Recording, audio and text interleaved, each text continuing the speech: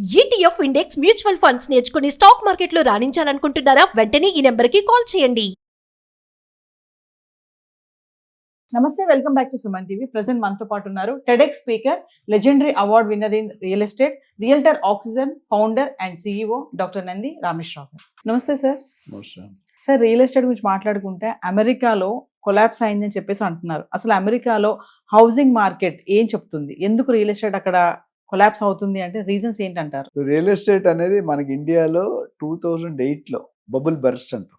అంటే మొత్తం వరల్డ్ మొత్తం యుఎస్ మొత్తం రెసిషన్, యుఎస్లో రెసిషన్ అంటే ఎకానమీ మొత్తం రెసిషన్. అప్పుడు బబుల్ బర్స్ట్ చాలా వరకు ఇబ్బంది పడ్డారు. అదే కండిషన్ అమెరికాలో రాబోతుంది. ఎందుకంటే ట్రంప్ గారు తీసుకున్న చర్యలు ఒక రీజన్ అయితే, రెండో reason federal banks, federal reserves ఏమన్నా ఇంట్రెస్ట్ రేట్ని ఏమంటారు పెంచారు.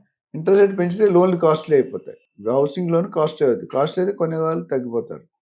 ఒకప్పుడు ఉన్నదానికి ఇప్పటికి పెంచడం వల్ల బయర్స్ ఏదైతే లోన్ తీసుకుంటారో హౌసింగ్ లోన్, ఆ లోన్ మీద ఇంట్రెస్ట్ రేట్ ఎక్కువ, ఈఎంఐ రేట్ పెరిగిపోయి, ఈఎంఐ తాలూకా ఇన్స్టాల్మెంట్ కాస్ట్ పెరిగిపోతుంది. దాదాపు అమెరికాలో ఆస్టిన్ మెయిన్ ఎఫెక్ట్ అయింది. అలాగే ఆస్టిన్ తో పాటు టెక్సాస్, కాలిఫోర్నియా ఒక 22 నగరాలు, నాష్విల్, ఫినిక్స్, అట్లాంటా ఇవన్నీ కూడా ఎఫెక్ట్ అయినాయి.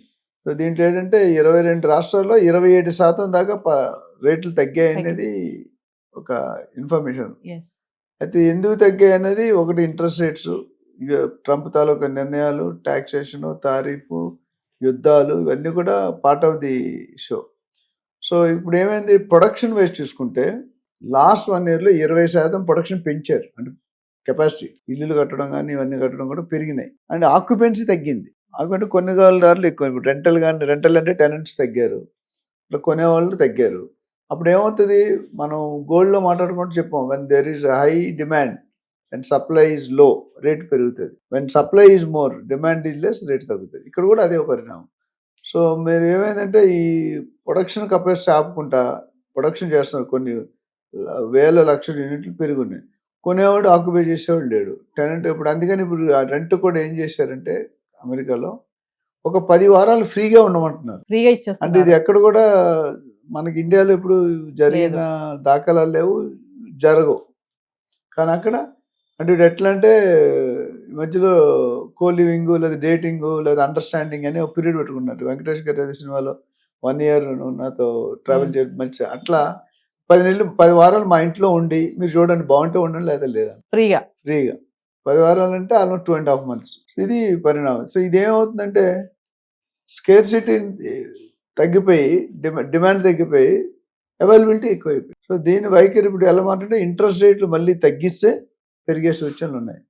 దాదాపు December 26 వరకు ఇదే కొనసాగుతుంది అనేది ఒక రూమర్స్ కానీ ఒపీనియన్ కానీ మార్కెట్లో ఫీలర్స్ ఉన్నాయి.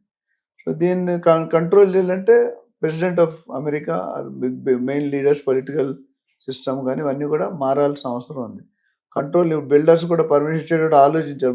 మన డిమాండ్ అంతా, మనకి ప్రొడక్షన్ కట్టేదంతా. మనం ఇప్పుడు హైదరాబాద్లో ఒకప్పుడు చూసుకుంటే 1 lakh ఫ్లాట్స్ ఖాళీగా ఉన్నాయి, ఆక్యుపై లేకుండా. బిల్డర్స్ పెట్టేప్పుడు ఇక్కడ ఏమవుతుంది, దీనివల్ల బిల్డర్స్ అనేవాడు రేట్ డిమాండ్ చేయలేడు, మార్జిన్స్ పోయి break even, no profit no loss అంటారు, బ్రేక్ ఈవెన్ అండి. ఆ లెవెల్కి వచ్చినా ఇంకా డిమాండ్ పెరగట్లేదు.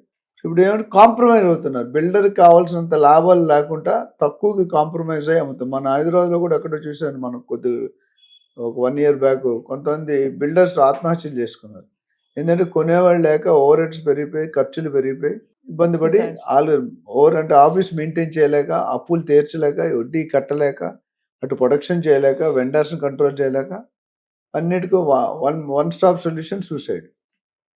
ఇప్పుడు అమెరికా ఆ స్టేజ్ రాలేదు, కానీ ఆ స్టేజ్ వచ్చే దాఖలాలు కనిపిస్తున్నాయి. ఎందుకంటే కొనేవాళ్ళు లేకపోతే, ఇప్పుడు నువ్వు దుకాణం పెట్టుకొని ఏం చెప్పి మీరు ఛానల్ ఓపెన్ చేసుకున్నాం, అలాంటి గెస్టులు లేకపోతే మీరు ఎంత తోపైనా ఛానల్ మూసుకోవాల్సిందే, అంతే కదా. అక్కడ కూడా కొనేవాళ్ళు లేడు కాబట్టి ఈ పరిస్థితులు వస్తున్నాయి. ఇది కొద్ది టైం పడుతుంది. ట్రంప్ గారు ఇప్పుడు మంచి నిర్ణయం, మన యూరోపియన్ కంట్రీస్తో మదర్ ఆఫ్ ఆల్ డీల్స్ అయితే ఇప్పుడు ట్యాక్స్ అనేది బాగా తగ్గించారు. మనం అయితే 0 చేస్తూ ఉంటాం, ఆడ 50%, 18% ఒకేసారి తగ్గాడు. సో అది ఒక బూస్టర్ అనుకోవచ్చు. అట్లాంటి నిర్ణయాలు చాలా తీసుకోవాలి. ఎందుకంటే రా మెటీరియల్ కాస్ట్ పెరిగితే అవుట్పుట్ కాస్ట్ పెరుగుతుంది. ఇప్పుడు సెల్లర్ కాస్ట్ ఎందుకు పెరుగుతుంది, మెటల్ కాస్ట్ పెరిగిపోతుంది, యూసేజ్ పెరుగుతుంది, హై కన్జంప్షన్. ఇన్వెస్ట్మెంట్ రూపంలో చేస్తున్నారు. Battery vehicles, solar panels, semi conductors అని మనం మాట్లాడుకున్నాం. సో అదే సేమ్ ఇంపాక్ట్ రియల్ ఎస్టేట్లో కూడా ఉంటుంది. సో రెసిషన్ వస్తుంది అంటున్నారు, వస్తుందా లేదని ఇంకా వెయిట్ అండ్ సీ. ఇంకో 10 నెలల నుండి 1 ఇయర్లో రెసిషన్ వస్తే అమెరికాలో బబుల్ బరస్ట్ అమెరికాలో బరస్ట్ అయిందంటే మనకు కూడా వర్తిస్తుంది. నేను చెప్పాను, ట్రంప్ గారు తుమ్మితే మోడీ గారు తుమ్మాలి, మోడీ గారు తుమ్మితే రేవంత్ రెడ్డి గారు తుమ్మాలి. ఇవాళ తుమ్ముతాడో లేదు ఎలక్షన్లోనే మనకి. అంటే అక్కడ రియల్ ఎస్టేట్ కొలాప్స్ అవుతుంది కదా సార్, ఆ ఇంపాక్ట్ మనకు కూడా ఉంటుందా? ఇప్పుడు తీగ లాగితే డొంక కదా అని ఒక్క దగ్గర డెసిషన్ అయితే ఆ డెసిషన్ బైపాస్ అవుతూ ఉంటుంది. అంటే అంత సీరియస్గా అంతే అవుతుందంటే కొంత ఇంపాక్ట్ అయితే కనిపిస్తుంది, ఫుల్ ఇంపాక్ట్ కనిపిస్తుంది లేదని. ఎందుకంటే అక్కడ ఇంట్రెస్ట్ రేట్ పడితే మన దగ్గర కూడా ఇంట్రెస్ట్ రేట్లు మారే అవకాశాలు ఉన్నాయి. సో మనకి మేము 10-15 years బ్యాక్ లోన్ తీసుకున్నప్పుడు 12% ఉండేది హోమ్ లోన్, 11 to 12. ఇప్పుడు మనకి 7.5-8.లో ఉంది, అంటే 4%.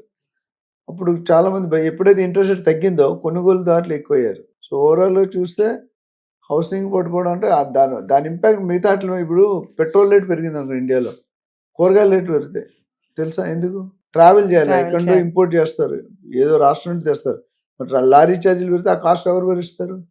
పబ్లిక్ మీద వేస్తారు. ఎప్పుడు అమ్మేవాడు భరించడు, కొనేవాడే భరిస్తాడు. అట్లా అక్కడ కూడా బ్యాంక్ రేట్లు తగ్గితే కనుక వర్క్ చేస్తున్న దాని మీద ఆల్రెడీ ఆ ఫెడరల్ రిజర్వ్ అధ్యక్షుడు కూడా మార్చేసి కొత్త డిక్లేర్ చేశారు. లాస్ట్ టైం మనం చూసాం, మే జూన్ నుండి కొత్తవాడు వస్తాడు, పాతవాడి మీద ఒత్తిడి ఉంది, టర్మ్స్ కుదరట్లేదు.